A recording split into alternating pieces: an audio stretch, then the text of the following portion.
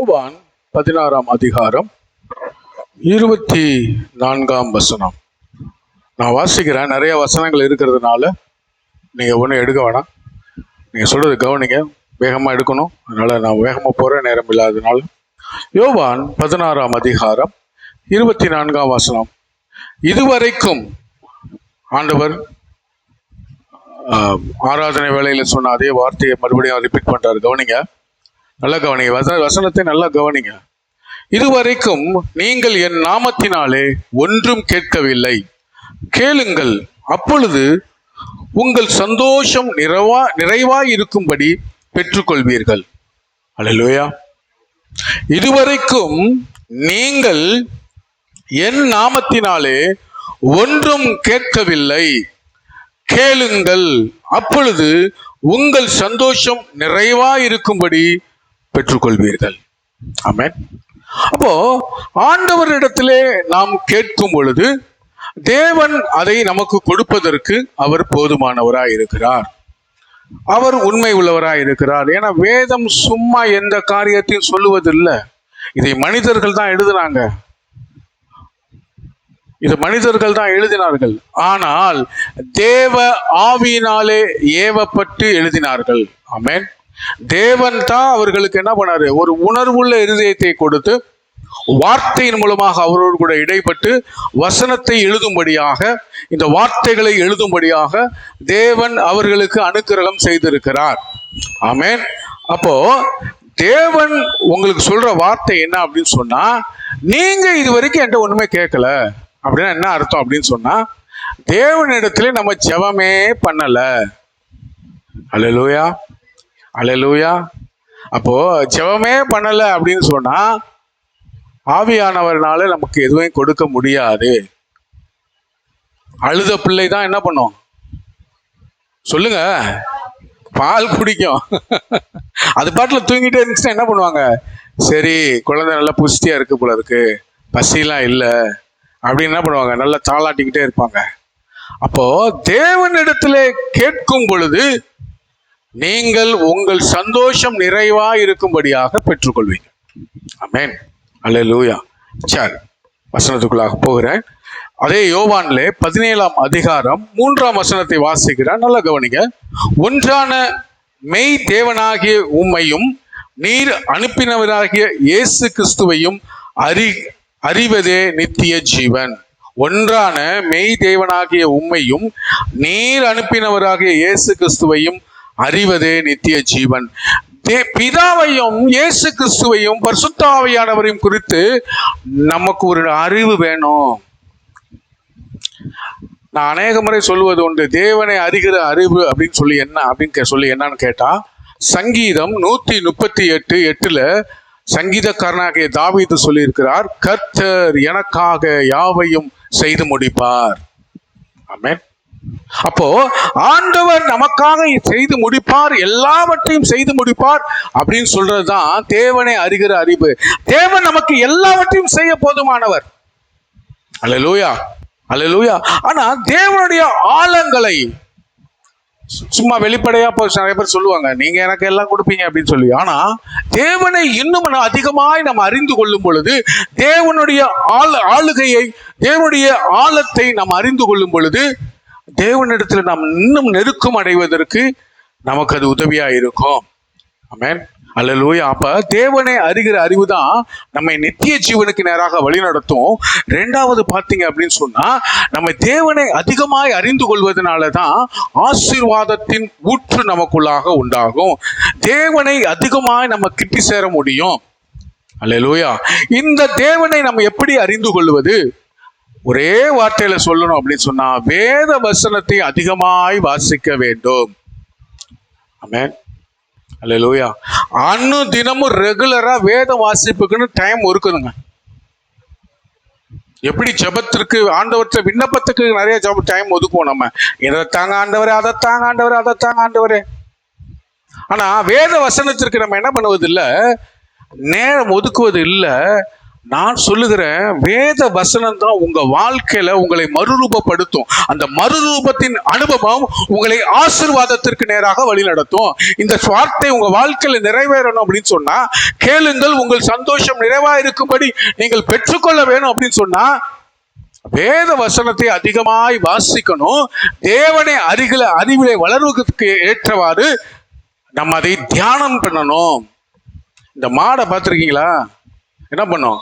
நல்லா இருக்கிறதெல்லாம் மேய்ஞ்சிரும். எங்க போய் உட்காந்துரும்? ஒரு நல்ல நிழலை பார்த்து என்ன பண்ணுறோம்? உட்காந்து என்ன பண்ணும்? அசை போடும். திரும்ப ரீகலெக்ட் பண்ணணும். வேத வசனத்தை நம்ம என்ன பண்ணணும்?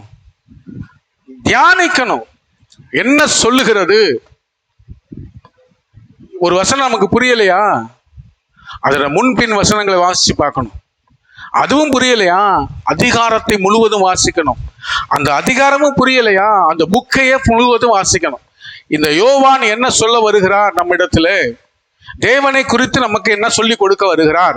ஏன்னா அவர் தேவனை கூட இருந்து பார்த்தவர், தேவன் செய்த அற்புதங்களை நேரடியாக பார்த்தவர், தேவ வார்த்தைகளை நேரடியாக கேட்டவர். இவர் என்ன சொல்லுகிறார்? இதுதான் தேவனை அறிகிற அறிவு. ஆமென். தேவனை அறிகிற அறிவு நமக்குள்ள கண்டிப்பா இருக்கும் பொழுதுதான் ஆசீர்வாதத்தின் ஊற்று நமக்குள்ள உண்டாகும். ஆமென். ஹல்லேலூயா. அப்போ அவர் எப்படிப்பட்டவர்? அவருடைய வல்லமை எப்படிப்பட்டது? அவருடைய மகிமை எப்படிப்பட்டது? அவருடைய கிருபை எப்படிப்பட்டது? இதெல்லாம் நம்ம தியானிக்கணும் அனுதினமும். தாவீதை பார்த்தீங்க அப்படின்னு சொன்னா, அனுதினமும் தேவனை தியானிக்கிற ஒரு மனிதனாய் காணப்பட்டான். 119 சங்கீதத்துல பார்க்கிறோம். அதே மாதிரி அவர் நிறைய சங்கீதங்கள் எழுதியிருக்கிறாரு. பார்த்தீங்க அப்படின்னு சொன்னா 138 பார்த்தீங்க அப்படின்னா, கர்த்தர் எனக்காக யாவையும் செய்து முடிப்பார். ஆனா அந்த சூழ்நிலையை பார்த்தீங்க அப்படின்னு சொன்னா, ஓடிக்கிட்டு இருக்கிற அனுபவம். சவுல் பின்னாடியே துரத்துகிறான். இவர் ராஜாவாய் தேவனே அபிஷேகம் பண்ணிட்டாரு. தாவீதை ராஜாவாய் தேவனே அபிஷேகம் பண்ணிட்டாரு. ஆனா என்ன சூழ்நிலை தெரியுங்களா? ராஜாவாகிய தாவீது ராஜாவாகிய சவுல் துரத்திக்கிட்டே இருக்கிறான். இவன் ஓடிக்கிட்டே இருக்கிறான் வனாந்தரத்துல. என்ன அனுபவம்? ஆனா அப்ப எழுதுகிறான், கர்த்தர் எனக்காக யாவையும் செய்து முடிப்பார். இதுதான் தேவனை அறிகிற அறிவு. நிச்சயமா இந்த வாழ்க்கை எனக்கு மாறும், நான் ராஜாவாய் போய் உட்காருவேன். அல்லேலூயா. உங்க வாழ்க்கையில தேவன் வாக்குத்தத்தங்களை கொடுத்தார் அப்படின்னு சொன்னா, அதை விசுவாசிக்கத்தக்க தேவனை அறிகிற அறிவு நமக்கு வேணும். எனக்கு ஒரு வாக்குத்தத்தம் கொடுத்துருக்காரு. நான் நிறைய முறை உங்கள்கிட்ட சொன்னது உண்டு. இப்ப இல்ல, 14 வயசுல கொடுத்தாரு. அல்லேலூயா, அல்லேலூயா. சின்னவன் 1000 சிறியவன் பலத்த சாதியும் ஆவான். கர்த்தராகி நான் ஏற்ற காலத்திலே தீவிரமாய் நடப்பிப்பேன். ஆமென். சூழ்நிலைகள் அப்படி இருந்துச்சு அப்படின்னு சொன்னா நிச்சயமா இதுவரை இல்லைன்னு தான் நான் சொல்லுவேன். ஆனா நாட்கள் வரும், தேவன் நிச்சயமா நடத்துவாரு. ஏன் அப்படின்னு சொன்னா, தேவனை அறிகிற அறிவு. நிச்சயமா என் வாழ்க்கையில தேவன் சொன்ன வாக்குத்தத்தங்கள் நிறைவேறும். உங்களுக்கும் ஆண்டவர் வாக்குத்தத்தங்கள் வார்த்தைகள் மூலமாக பேசினார்னு சொன்னா, அதை உங்க வாழ்க்கையில தேவன் நிச்சயமா நிறைவேற்றுவாரு. இந்த காரியம் எப்படி உங்களுக்கு வெளிப்படும் அப்படின்னு சொன்னா, தேவனை அறிகிற அறிவிலே நீங்க வளரணும். இந்த தேவனை அறிகிற அறிவு என்பது வேத வசனத்தின் மூலமாக நமக்கு வெளிப்படுத்தப்படும். அல்லேலூயா, அல்லேலூயா. அப்போஸ்தலர் 14 அதிகாரம், அப்போஸ்தலர் 14:3 வாசிக்கிறேன், நீங்க கவனிங்க. அப்போஸ்தலர் 14:3. அவர்கள் அங்கே அநேக நாள் சஞ்சரித்து கர்த்தரை முன்னிட்டு தைரியம் உள்ளவர்களாய் போதகம் பண்ணினார்கள். அவர் தமது கிருபையுள்ள வசனத்திற்கு சாட்சியாக அடையாளங்களும் அற்புதங்களும் அவர்கள் கையினால் செய்யும்படி அனுக்கிரகம் பண்ணினார். அப்போ வேத வசனம் எங்க இருக்குதோ, நல்லா கவனிங்க, வேத வசனம் எங்க இருக்குதோ அங்க அற்புதங்களும் அடையாளங்கள் நடக்கும். நம்ம வாழ்க்கையில் அற்புதங்கள் அடையாளங்கள் நடக்கணுமா, நடக்கக்கூடாது? தேவன் நிச்சயமா நம்ம வாழ்க்கையில் அற்புதங்களை செய்வார். அது நடக்க வேத வசனம் நமக்குள்ளாக இருக்க வேண்டும். இவங்க என்ன பண்ணாங்க? வேத வசனத்தை பிரசங்கித்தாங்க. அங்க தேவன் அநேக அற்புதங்களையும் அடையாளங்களையும் செய்கிறார். இது மாதிரி நிறைய வசனங்கள், இணை வசனங்கள் இருக்குது. நிறைய வசனங்கள் எடுத்து சொல்ல முடியும், நமக்கு நேரமே இருக்குல்ல. அப்போ தேவன் அற்புதத்தை செய்வதற்கு நமக்குள்ளாக வசனம் நிரம்பி இருக்கணும். வசனத்தை சொல்லி ஜெபிக்கணும், வசனத்தை சொல்லி தேவனை ஆராதிக்கணும். இப்ப நான் சொன்னல, சின்னவன் 1000 சிறியவன் பலத்த சாதியுமாவான். கர்த்தராகி நான் ஏற்ற காலத்தில் தீவிரமாய் நடப்பிப்பேன். இது சொல்லி சொல்லி ஜெபம் பண்ணிக்கிட்டே வரணும். வார்த்தையை ஆண்டவர் கொடுத்துட்டாருன்னா சொல்லி சொல்லி ஜெபிக்கணும். அப்ப அந்த வசனம் நமக்கு தெரியணும், அது இணை வசனங்கள் தெரியணும். கர்த்தர் எனக்காக யாவையும் செய்து முடிப்பார், ஆமேன், ஜெபிக்கணும். அப்போ வசனங்கள் நமக்குள்ளாக இருக்கும் பொழுது ஆண்டவர் அந்த ஆசீர்வாதங்களை நமக்கு கொடுக்கிறவராய் இருக்கிறார்.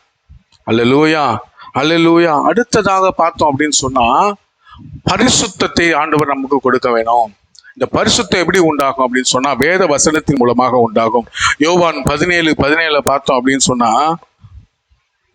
யோவான் 17ஆம் அதிகாரம் 17, உம்முடைய சத்தியத்தினாலே அவர்களை பரிசுத்தமாக்கும், உம்முடைய வசனமே சத்தியம். அப்போ வசனம் அளவு என்ன பண்ணுது? பரிசுத்தமாக்குகிறது. தேவனுக்கு பிரியமான ஒன்று அப்படின்னு சொன்னா அது பரிசுத்தம். தேவனுக்கு ஆராதனை பிடிக்கும், துதியின் மத்தியில தான் வாசம் செய்கிறாரு. உங்க ஜெபத்தை தேவன் விரும்புகிறாரு. அதை விட மேலானது பரிசுத்தம். நான் பரிசுத்தராய் இருக்கிறது போல நீங்களும் பரிசுத்தராய் இருங்கள். ஏன்னா நம்ம அவருடைய பிள்ளைங்க. அவர் நல்லவரா இருந்தா நம்மளும் நல்லவரா தான் இருக்கணும். பிசாசின் பிள்ளைகள் என்ன எப்படி இருப்பாங்க? கெட்டவனா இருக்கணும். ஏன்னா அவன் அப்படித்தான், அப்படிப்பட்டவன். அல்லேலூயா, அல்லேலூயா. அப்போ தேவன் பரிசுத்தரா இருக்கிறது போல நீங்களும் நானும் எப்படி இருக்கணும்? பரிசுத்தமா இருக்கணும். இந்த பரிசுத்தம் அடைவதற்கு என்ன வழி அப்படின்னு சொல்லி பார்த்தோம் அப்படின்னு சொன்னா, வேத வசனத்தை அனுதினமும் வாசிக்க வேண்டும். அது நம்மளை பரிசுத்தப்படுத்தும். இப்படி செய்யக்கூடாது, இப்படி செய்யல. ஆமென். நான் 2 வழியில ஆண்டவர், 3 வழியில ஆண்டவர் பேசுவார்னு சொல்லியிருக்கிறேன்.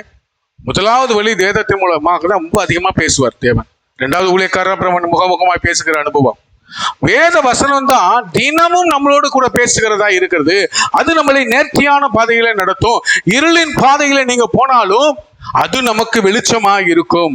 ஆமென். சங்கீதம் 119 சங்கீதம் 105 வாசிச்சோம் அப்படின்னா, உம்முடைய வசனம் என் கால்களுக்கு தீபமும் என் பாதைக்கு வெளிச்சமுமாய் இருக்கிறது என்று எழுதப்பட்டிருக்கிறது.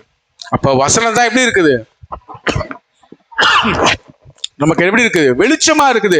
நம்ம பாதை இருளா இருந்தாலும், நம்ம பாதை அசுத்தத்திற்கு நேராக திரும்பிச்சு அப்படின்னு சொன்னா, வசனம் என்ன பண்ண? நம்மளை சீர்படுத்தும், பரிசுத்தப்படுத்தும், தேவனுக்கு நேராக நம்மை திருப்போம். அப்போ ஆசீர்வாதத்தின் ஊற்று உங்களுக்கு திறக்கப்பட்டிருக்கும். அல்லேலூயா. தேவனுக்கு பிரியமா இருந்துட்டாலே நம்ம வாழ்க்கையில ஆசீர்வாதத்தை ஆண்டவர் கொடுப்பாரு. இது எப்படி உண்டாக? நம்ம வாழ்க்கையில வேத வசனத்தை தியானிப்பதின் மூலமாக, வேத வசனத்தை அனுதினமும் படிப்பதின் மூலமாக. அல்லேலூயா. அப்போ வேத வசனம் தான் நமக்கு ஒரு உணர்வுள்ள இருதயத்தை கொடுக்கும். பாருங்க, அதே 119 130 பேதைகளை உணர்வுள்ளவனாய் மாற்றும் அப்படின்னு சொல்லப்பட்டு இருக்கிறது. 119ஆம் சங்கீதம் 130ஆம் வசனத்துல 130 பேதைகளை அது உணர்வுள்ளதாய் ஆக்கும் என்று சொல்லப்பட்டு இருக்கிறது. வாசிக்கிறேன், கவனிங்க.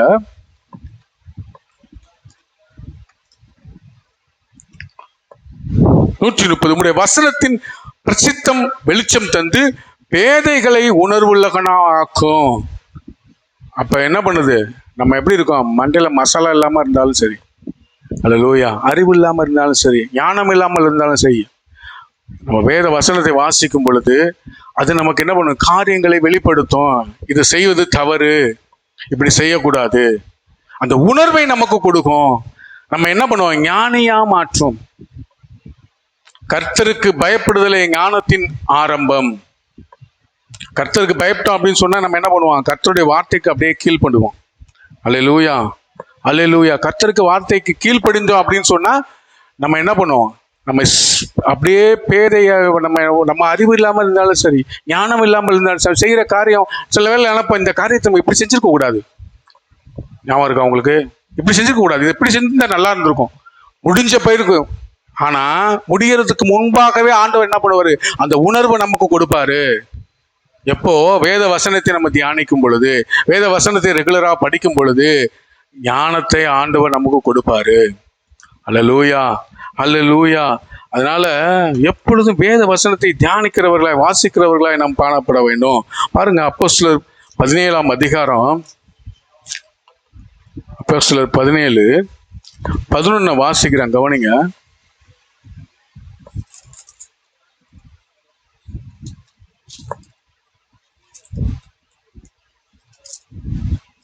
அந்த பட்டணத்தார் மனோவாஞ்சையாய் வசனத்தை ஏற்றுக்கொண்டு காரியங்கள் இப்படி இருக்கிறதா என்று தினந்தோறும் தேவ வாக்கியங்களை ஆராய்ந்து பார்த்ததினால், அல்லேலூயா, ஆராய்ந்து பார்க்குறாங்க, டைம் ஒதுக்குறாங்க.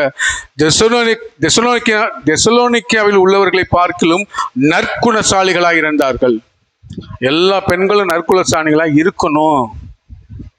ஆமென், அல்லேலூயா. அதுக்கும் வசனம் இருக்கு, சொல்றேன். நீங்க எப்படி இருக்கணும்? நற்குணசாலிகளாக இருக்கணும். எப்படி நற்குணசாலிகளாக நீங்க மாறுவீங்க?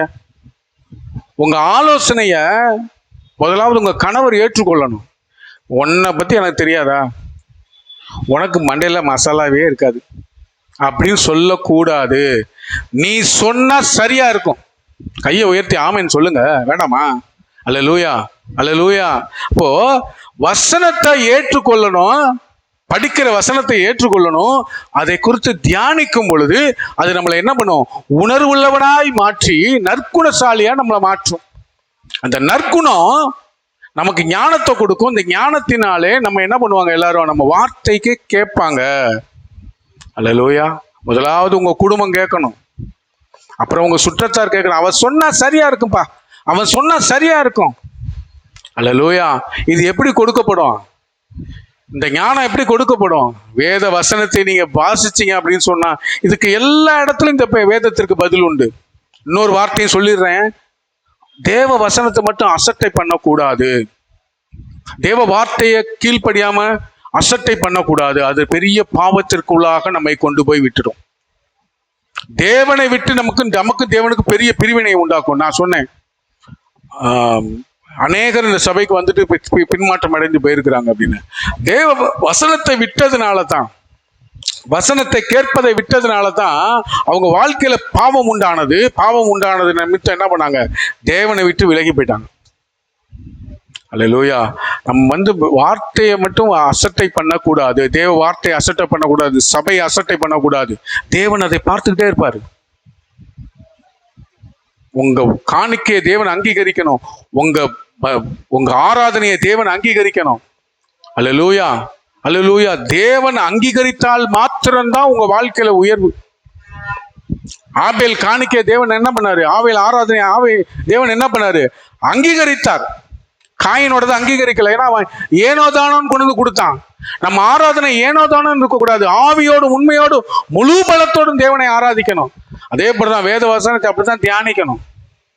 தேவ வார்த்தையை மாத்திரம் அசட்டை பண்ணவே கூடாது. அல்லேலூயா. அவர் அசட்டை பண்ணப்பட்டவராய் இருந்தார், வாயை திறவாது இருந்தார் அப்படிலாம் வேதம் சொல்லுது. தேவ வார்த்தையை மட்டும் என்ன பண்ணக்கூடாது? அசட்டை பண்ணக்கூடாது. வேதத்தை அசட்டை பண்ணக்கூடாது. ஆமென், அல்லேலூயா. அது பெரும் பாதகத்திற்குள்ளாக கொண்டு போயிடும். இங்கேயும் அது நமக்கு ஆசீர்வாதத்தை கொடுக்காது, பரலோகத்திற்கும் போக முடியாது, நித்திய ஜீவனுக்கு போக முடியாது. அதனால தேவ வார்த்தை அசட்டையா எண்ணக்கூடாது. ரைட். அப்போ பாருங்க, நற்குணசாலிகளா இருந்தார்கள். ஆமென். எப்படி? வேத வசனத்தை தியானித்ததுனாலே, வாசித்ததுனாலே. அடுத்தது பாருங்க, நீதிமொழிகள் 14ஆம் அதிகாரத்தில் இப்படி சொல்லப்பட்டு இருக்குது, புத்தியுள்ள ஸ்திரீ தன் வீட்டை கட்டுகிறாள். அந்த அதிகாரத்தெல்லாம் வாசிச்சு பாருங்க. அந்த நீதிமொழிகள் 14 ஃபுல்லா வீட்டில் போய் வாசிச்சு பாருங்க. புத்தியுள்ள ஸ்திரீ தன் வீட்டை கட்டுகிறாள். வீட்டை கட்டுறாங்க, வீடு கட்டுறது மாத்திரம் இல்லைங்க. வீடுனா என்ன? அது கணவர், பிள்ளைகள், சுற்றத்தார் எல்லாம் அவங்க தான். நம்ம எப்படி இருக்கிறோம்? நம்ம சோதிச்சு பார்ப்போம். புத்தியுள்ள ஸ்திரீயா இருக்கிறோமா? புத்தி இல்லாத ஸ்திரீ வீட்டை இடிச்சு போடுறா, ஒண்ணும் இல்லாமல் ஆக்கிடுறா. இருக்கிற 10 ரூபாய் இருந்துச்சுன்னு வச்சுங்களேன், 11 ரூபா செலவு பண்ற. ஆனா புத்தி உள்ள ஸ்திரீ 9 ரூபா செலவு பண்ணிட்டு 1 ரூபாய் என்ன பண்ற? சேஃப்டி பண்ற. அதிகாலையிலே எழும்பி தன் பிள்ளைகளுக்கு வேண்டிய, தன் கணவருக்கு வேண்டிய காரியங்கள்லாம் செய்து, வருமானத்திற்கு வேண்டிய காரியங்கள்லாம் செய்து, தன் கணவர் ஒரு பெரிய அந்தஸ்தில் போய் உட்காரும்படி செய்கிறாள். வேதம் சொல்லுகிறது, கணவன் தான் தலையா இருக்கிறார் குடும்பத்திற்கு. ஆனா இந்த இடத்துல சொல்லப்பட்டிருக்கிறது, அந்த மனைவி தான் என்ன பண்றாங்க? அந்த கணவரை கொண்டு போய் ஒரு உயர்ந்த ஸ்தானத்துல, ராஜாக்கள் மத்தியில உட்கார வைக்கிறார். யாரு? புத்தி உள்ள ஸ்திரீ. இந்த புத்தி உள்ள ஸ்திரீ எப்படி நமக்கு கொடுக்கப்பட்டு, புத்தி எப்படி கொடுக்கப்படுகிறது? வேத வசனத்தை தியானிப்பதின் மூலமாக. அல்லேலூயா, அல்லேலூயா, அல்லேலூயா. அடுத்ததா பார்ப்போம், யோவான் 8ஆம் அதிகாரம். யோவான் 8:32 வாசிக்கிறேன், கவனிங்க. சத்தியத்தை அறிவீர்கள், சத்தியம் உங்களை விடுதலை ஆக்கும். அல்லேலூயா. நான் சொன்னது போலதான், நம்ம இக்கட்டின் பாதையிலே அந்தகாரத்தின் வல்லமைகள் இருந்தாலும் வேத வசனத்தை நம்ம அறிக்கை செய்தோம் அப்படின்னு சொன்னா, வேத வசனம் நமக்குள்ளாக நிரம்பி இருந்துச்சு சொன்னா, ஆண்டவர் அதன் மூலமாக நமக்கு ஒரு விடுதலையை கொடுக்கிறாரு. கட்டுண்டவர்களை விடுதலையாக்குகிற அனுபவம் உண்டாகும். ஆமென். விடுதலை உங்க வாழ்க்கையில கிடைக்கும். அல்லேலூயா, அல்லேலூயா. அதே போல பாத்தீங்க அப்படின்னு சொன்னா, எபேசியர் 6ஆம் அதிகாரம் 17ஆம் வசனத்துல பாத்தீங்க அப்படின்னு சொன்னா என்ன சொல்லப்பட்டிருக்குன்னா, வேத வசனமாகிய ஆவியின் பட்டயம். நமக்கு எதிராக அந்தகார வல்லமைகள், மனுஷீக ஆவிகள், இதையெல்லாம் நமக்கு எதிராக போராடி கொண்டே இருக்கிறது. போராட்டம் உண்டா? இந்த உலகத்துல நமக்கு என்ன உண்டு? போராட்டம் உண்டு. அதை எப்படி ஜெயிக்கணும்? இயேசு கிறிஸ்துவே பிசாச வேத வசனத்தின் மூலமாக ஜெயம் பெற்றாரு. அவங்க கூட போய் போர்லாம் புரியல. இப்படி எழுதப்பட்டு இருக்கிறதே. அல்லேலூயா. இப்ப பிசாசை ஜெயிக்கணும், அந்தகார வல்லமைகளை ஜெயிக்கணும்னா வேத வசனம் நமக்கு தேவையாக இருக்கிறது. வேத வசனத்தை நம்ம வாசிக்கும் பொழுதுதான் நம்ம பிசாசை மேற்கொள்ள முடியும். பிசாசு நம்மள்ட்ட போராடுறானா இல்லையா? உங்கள்கிட்ட போராடுறானா இல்லையா? நல்லா போயிட்டு இருக்கும் உங்க வாழ்க்கையில, திடீர்னு ஒரு அசுத்த காரியத்தை கொண்டு வந்து என்ன பண்ணுவோம்? மனசுக்குள்ள வைப்பான். இதை செஞ்சதுனால உனக்கு என்ன நன்மை? இதை செய்ய, உனக்கு நன்மை உண்டாகும். சட்டியை தூக்கி தலையில வை, உனக்கு நன்மை உண்டாகும் அப்படின்னு சொல்லுவான். அல்லேலூயா. ஆனா இந்த வசனத்தின் மூலமாக நம்ம அவனை மேற்கொள்ள முடியும். உன் தேவனாகிய கர்த்தர் ஒருவருக்கே ஆராதனை செய்வாயாக. கையை தட்டி அல்லேலூயா, அல்லேலூயா. உன் கர்த்தராகிய தேவன் ஒருவருக்கே ஆராதனை. வேதத்துல இப்படி எழுதி இருக்குது. எப்படி தெரியும்? வசனம் படிச்சாதான் ஞாபகம் வரும். அல்லேலூயா. அப்படிதான் பிசாசை மேற்கொள்ளணும். அசுத்த காரியத்தை கொண்டு வந்து கொடுப்பான். நான் நிறைய அதெல்லாம் உங்களுக்கு சொல்ல விரும்பல, உங்க எல்லாருக்கும் தெரியும். திடீர்னு ஒரு அசுத்தம், நல்லா ஜெபம் பண்ணிட்டு இருப்பீங்க, ஒரு அசுத்தத்தை கொண்டு கண் முன்னாடி காமிப்பான். பிசாசு வேலையா அதுதான். ஏன்னா அவன், நீங்க நல்லா இருந்தீங்கன்னா அவனுக்கு பிடிக்காது. நீங்க பாட்டுல பரலோகம் போயிட்டீங்கன்னா அவன் இடத்துக்கு வராம, அல்லேலூயா, எங்க போகணும்? அவனுக்கு, அவனோடு கூட எங்க போகணும் சொல்லுங்க? நரகத்துக்கு போகணும். பரலோகத்தை போய் தேவனோடு கூட சஞ்சரிப்பது அவனுக்கு விருப்பம் இல்லை. அவனோடு கூட நரகத்துக்கு போகணும். அவனுக்கு ஆல்ரெடி நரகம் முடிவு ஆயிடுச்சு, அவனுக்கு அது நல்லா தெரியும்.